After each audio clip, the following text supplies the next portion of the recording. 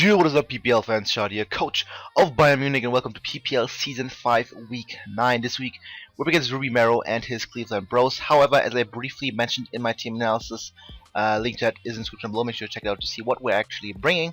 Went up early today, hopefully. Yeah, we're not actually going to be playing Ruby. We're going to be playing Bill Standish, a buddy of mine, and a good friend of Ruby as well, I assume. Because Ruby had some stuff coming up that he didn't plan. Didn't expect to come up, so unfortunately we don't get to play Ruby. I would have loved to play him for once because we never actually get to play. But you know, hopefully it's gonna happen next season if nothing like me getting relegated gets in the way. But yeah, as I said, we need to win this game because slowly but surely relegation becomes a topic that we have to discuss. And if I get relegated, I'm probably just gonna end myself. So I'd rather not have that happen. So. Yeah, we need to get a win, and of course it has to be against the #1 team because why wouldn't it? And first and foremost, before we get into the match, shout out to Blue Rogue for joining my team. As always, very helpful guy. You should check him out in the description below, as well as checking out Blaze Thorn who recorded the match for me. So thank you both of you, much appreciated. As well, of course, Raikkonen as always for the beautiful graphics. But yeah. So, I think that's all I have to say. Again, check out team analysis to see what exactly I'm bringing. But Bill decided to bring Tapu Koko, Kindra, Scolipede, Pelipper, Ferrothorn, and Mamoswine. Nothing too surprising, except for the part that there's no Breloom, which is super nice because Breloom is a massive threat to my team. I don't have a good switch in. I can kind of see why you wouldn't bring it because they have too much that outspeeds it and just prevents them from setting up an SD or anything. And the Scarf. Jesus Christ, and the Scarf set doesn't work that well with how my team is constructed, especially if he locks himself into a grass move, then Zard is just like, yo, free setup, I love it. So I can't see why he wouldn't bring it. I think it was brought in all my mocks though, so a little surprising there. Sableye of course didn't come because again it's a terrible Pokemon, and Melota didn't come either, which also makes sense as I mentioned in my team builder. So pretty straightforward stuff there, nothing too surprising. Definitely need to look out for what a Tapu Koko is. Definitely need to keep Finny healthy for the Kindra, so I can't use it as, you know, as freely as I would like to if Kindra wasn't around. And of course, the biggest threat is Scolipede. I need to keep my Rotom healthy, and I need to potentially scout for a Z move and sack something else after that. So I'm gonna click play. And I'm gonna lead off as I did in all of my mocks with my Zardax, because if I can get up my Mega as soon as possible, that's beautiful. Plus, there's a chance he might expect me to lead with something like Seismitoad and then try to counter lead that, and then my Zard has a good matchup, hopefully. So, we are challenged by Pokemon Trainer Bill. As always, make sure to check him out, as well as Ruby, of course. Link is there. As I said, I'm gonna lead off with Dragneel. And he does lead off with his old man Tupu, shout out to and his, or Tapu I guess, and his, I didn't say Tupu, this is Tapu Koko, and that's perfect. So, turn 1, as I said, I think my team leader, I'm just gonna Roost, because I want to see what the thing does. If he's like Specs, I will get to see that. If he is Z move, he could just go straight for the Z Nature's Madness, and that would be bad. So, I'm just gonna click Roost here, and hope that works out. And he has the fucking T-Wave, so... Fuck you, Bill. So Zardax gets paralyzed. That's a problem. But as you can see, I'm just going to get paralyzed and can't move. But that's fine. I still have my Tailwind, which will enable me to outspeed a couple things on this team. And on this turn, I'm still going to go for Roost. I still want to see what he goes for, as he goes into his Pelipper Horizon Mate, or whatever the fuck. And he sets up the Drizzle, all, you know, all fine and dandy. And I'm going to Roost, and it's not going to do anything because he didn't even Volt Switch or U-turn, so I feel like he doesn't have any of them. So this turn I'm just going to stay in because I know I can take any hit barring from a Specs Pelipper. I don't think he would go for a Specs Hydro Pump, so he just goes for the U-turn, revealing that he might be a more offensive build. I don't know, but I'm just going to click Dragon Claw, get down to off as he goes into Kingdra, and I'm like, oh, is that Habam? No, it's not Habamberry. Goodbye, Kingdra. So he said he was thinking of Thunder Punch. He had this idea of Thunder Punch set in his mind, and he went into Kingdra trying to expect that, and he paid for it. So that's good for me. Very good, in fact. Kingdra goes down. That means I can play my Finny much more freely. He brings in Mamoswine, and I just go into my Seismitoad. That's my first pivot into the thing, and he reveals the Icicle Spear, which is very interesting. And from this damage that he does, I can tell that he is not Bandit, he's not LIFO, obviously, as you will see in a second. He's no kind of boosting item, so he's probably Scarf. Potentially like something like Ockerberry with Thick Fat and In the Rain, so Zod does like 2% to it.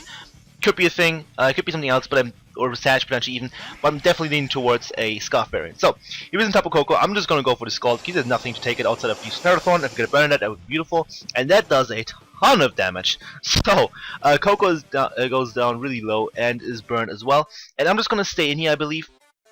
Unless he's a Z Grassnut variant or Specs Grassnut, I should be able to take it. And if he does kill me, and I know he's either Specs or got a high roll. So, he goes for the Grassnut, I should be able to take this. I'm not able to take this. So, that was either a really high roll, or he is a boosting item, like XP Belt or Choice Specs. So, that's fine though. that's fine. So what I can do now is just go into my Tian. The reason I said it with Silent Sword is because I didn't want to risk anything else. Plus, Silent Sword was really only necessary for Koko. So I'm going to Jirachi. I'm just going to click Psychic because I have no reason not to. I could click Rocks, but if he stays in and goes for T-Bolt, that's bad. So, and plus his only Psychic switch is Ferrothorn. If I can just get Rocks on that as well, so no big deal there. I'm just going to go for Psychic as he goes into his Pelipper, and that's going to do a ton of damage, which tells me this thing is uninvested. There's no bulk investment in this thing, which makes me think he might be Scarf. But since I'm a Jirachi with max HP, I can take any hit and I can see what he locks himself into. He does outspeed me, so he is a Scarf Pelipper. Wild. Which makes me think maybe Mammoth isn't Scarf. So I'm just going to get my rocks here. As he goes into Dead Inside, that is his Ferrothorn. I would love to be like Z something right here. Z Fire move or Z Fighting move. But yeah, I'm just going to U-turn out, get some damage off. I don't care much about the Rocky Helmet, the Iron Bulb's damage. If he's Rocky Helmet, I will find it out now as well, which is good knowledge. Turns out he isn't. So I'm just going to make the switch into my Zardex. I'm already paralyzed. There isn't much he can do that would really threaten me. As it turns out, he goes for the Bulldoze. Now, I make a misplay on the following turn. Kind of. I click Flare Blitz because I'm like, okay, I would speed this, I can just kill it. And he doesn't have a good switch in. Because Pelipper after Rocks doesn't want to take it, I'm pretty sure it dies. So, I click Flare Blitz, but with the Bulldoze, I didn't think about whether I would outspeed him or not. And I immediately was like, ah, fuck, I don't outspeed him, I'm going to die to Bulldoze plus Recoil plus Iron Bobs. Turns out I still outsped him, and I just didn't check it. That was a huge misplay on my end, but I think I would have been still fine-ish. But yeah, just going to fire off a Flare Blitz, and Pelipper is not going to be able to take it despite the rain. That actually was a fucking Gunk Shot Pelipper, Scarf Gunk Shot for my Finny, which was interesting. Yeah, I don't know. So he brings in Mammoth Swine, and I don't have a switch in. I forget what I go into. I genuinely, I just go to my Finny here because if he isn't Scarf, which I feel like he might not be because he was Scarf Pelipper, I will outspeed him and just kill him, and Earthquake won't knock me out in one hit. And he also might just fear a Scarf Finny, because I've brought it up before, not in PPL, but I've brought it. So he goes for the Earthquake, and that does a ton of damage. I think that was a somewhat high roll, but you know, whatever. Rain stops, and I'm just gonna click Surf. He does switch, make me think, okay, probably isn't Scarf then. So gonna go for the Surf. As he goes into Ferrothorn, I'm fine with this. I'm just gonna click HP Fire on the following turn, just because I want to weakness thing. I don't have a good switch in per se that can actually touch it, because I don't want to switch my Zard at this point. And I get a crit, which is kind of cool. And on the following turn, I'm just gonna go for HP Fire. There's also a chance he might switch. It predicted me to switch out. That's definitely a very likely possibility, and one reasons I did stay in. So he does actually make that switch into his Mammoth Swine. I'm gonna go for the HP Fire with the rocks. Despite the thick fight, this is going to do a decent chunk. I put the thing really low, or not really low, but kind of low, as you see, just below half, which is nice. And now I'm going to find out whether he is Scarf or not by clicking Surf. Turns out he is actually Scarf Mammoth Swine, so he's double Scarf, which is fine. But now I know he's locked into Earthquake, and that means the threat can come in, the threat that is Aerodactyl. So, Feeny goes down, that's fine. Now Kingsley comes in, and nothing on his team takes a Supersonic Sky Strike. Even if he goes into Koko, that's fine. My play is just Supersonic Sky Strike, because whatever he goes into is either going to die or take a massive chunk. So, he goes into Dead Inside, that's his Ferrothorn, that is perfect, that's exactly what I want to see. This thing is going to take a huge amount from the Supersonic Sky Strike coming in here. And at this point, I'm in a really good position. I think I have the game, as you will see the Supersonic Sky Strike animation in the back. I think I should be fine because Aaaand outspeeds everything. It doesn't outspeed everything, but Aaaand outspeeds. What else does he have left? Almost fine. Oh, Scolipede. Yeah, he can't set up Scolipede on this unless I miss, in which case I will just end my life. So yeah, there's a chance he can bank on that and win. Also, Ferrothorn just dies, so this was a Spreadsheet Ferrothorn. Wild. So yeah, Mist disappeared from battle, but Aaaand grabs a kill. I think it's 4th kill of the season. He goes on top of Coco. I'm like, I'm gonna risk the speed tie. I don't care. If he wins the speed tie, that's fine. I can then go into Rachi and Healing Wish my Zardite back to full, and then Tailwind and win the game. Hopefully, actually no, you could T-Wave me. Yeah, never mind. Yeah, no. Actually no, I could kill this and then Healing Wish. Yeah, whatever. I'm gonna win the speed tie. Go for a 5. I know it's a guaranteed KO. So we win the speed tie. Lucky and Bad Boys, and he brings up Killer Keemstar. That is the Scolipede, and I have to click Stone Edge. If he is Protect variant, then Fly is a massive choke. Firefang doesn't kill, so I have to click Stone Edge. Have to hope I hit and don't get fucked over. I do hit and we're fine. However, I still had my Electric Seed Rotom in the back. Terrain was still up for 2 more turns, and he would have had to attack me on the following turn after going for an SD. So Rotom would have been able to clinch it, except for the part where it was Z payback. So I would have had to. No, wait, I could have taken that. Never mind. I was guaranteed to take that. So he goes to Mammoth Spine. So I'm not going to risk anything. I'm just going to play it safe, stay in. As he goes for the Icicle Spear, and as you can see, if he only gets 2 hits, I can actually live this. Let's see. He only gets 2 hits. Aerodactyl is the luckiest bird in all the worlds, and I'm just going to finish off with a Fly. Finished off in style, because Firefang wasn't going to kill, I think. At least not guaranteed. And Stone Edge misses. So I'm just going to go for the Fly. Actually hit the Fly, and Mammoth Spine is going to go down to the regular old Fly from Aerodactyl. And that's going to be a 4 victory for Bayern Munich in week 9 of the PPL. GG, Bill. That was a fun game. It was a quick game too. I enjoy quick games because it means I don't have to waste so much time. And yeah, that was an interesting game, definitely. He definitely misplayed early game, I think, around Zard. But honestly, he didn't have a good switch into Zard at that point. Maybe Coco would have been a play, but that can't really touch Zard because he was Sugar Berry and not Z move. So he was Z payback Scolipede, as I said. But yeah, I think I still had the game. Even if I missed or lost a speed tie, but it would have definitely been close, and I would have definitely had to play optimally. Though Healing Wish into Tailwind Zard would have probably won me the game regardless. So yeah, we move on to 5 and 4. Jesus Christ, we won again. Fucking hell. 2 weeks on tilt cost me the title chances pretty much. There's still a small chance, but unlikely. But if it happens, I'm not gonna complain. Yeah, fucking, I'm still upset over those 2 weeks, but you know, it happens. Especially last week. You know, if it lost against Kelly, it happens. He played really well too. And I didn't play super badly. I just played kinda badly, I think. And against Jordan, I just threw away one game. Also, Jordan played well as well. Kinda sounds like I mean, he didn't play well, but I just threw away a game I had guaranteed won, so it's just terrible. Yeah, I don't know.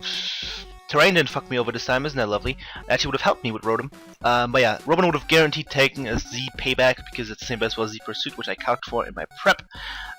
With the Vector Terrain up, and Foul Play was a guaranteed KO if he went for Sword Sense, which I assume he did. And if he didn't go for Sword Sense, then I just Will-O-Wisp him, and then it's no biggie.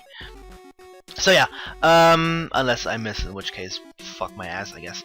But yeah, that's gonna be it. We move on to 5 and 4. I'm really happy. Sorry for Ruby because he didn't get to play himself and lost. It always sucks, of course. Only had a replacement coach once, and that was Merc, and Merc doesn't lose those games. So, yeah. Move on to 5 and 4. We should be fairly safe from relegation, but honestly, you know, I don't know. But again, I can still win the title. I can still at least finish in a decent spot. So I'm gonna win my last 2 weeks. I'm gonna do my absolute best to win those 2 games. Speaking of which, again, before I say that, make sure to check out Ruby. Make sure to check out Bill. Both great people. And stuff and things. Yeah. I think Bill is gonna upload the game. Not exactly sure, but regardless, you should check them out and stuff. Yeah, next week we go up against Baby Eric and his Seattle Onyx. A really good friend of mine, new to PPL. Started off kind of badly and then has been doing pretty well recently. He has a very scary offensive team, and Lando T with Z-Moose, which is utterly broken. So, you know, also Weavile, also Cobalion, also Salmons now, which thankfully doesn't have Z-Moves, otherwise I would just forfeit. And some other shit that I forgot about right now. But yeah, that's gonna be a scary match. We both still have technically a chance at the title because we both, before this week, we both had 4 losses. He hasn't actually played yet at this point I'm recording. He hasn't played this game yet, so I'm not spoiling anything. But if he wins out, he can still win, so can I. So, it's interesting. He's gonna play Joel though, and Joel definitely wants to win a game. But yeah, it's gonna be a fun game. Eric is one of my best friends. And after that, in week 11, the final week, we go up against Mono Chui, current champion of the PPL. So, it's not getting any easier.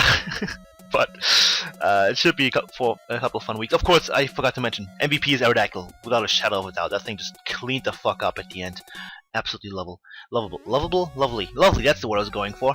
Yeah, Aerodactyl is a monster. It now has, I think, 7 kills? 8 kills? I think 7 kills. And Zard's up to 9, so... I'm gonna get Zard to double digits. Maybe I can have it get more kills than Lucario last season, which was 13. That would be good. But that also probably mean I'd win the last 2 games with Zard, or at least one of them, so I'm down with that. Anyway, I'm gonna start rambling now. Tell me what you think of the team that I brought as well as the game that happened. Make sure to leave a like, leave a comment, leave some nudes. I will appreciate all 3 of those, and hopefully see you guys next time. Goodbye.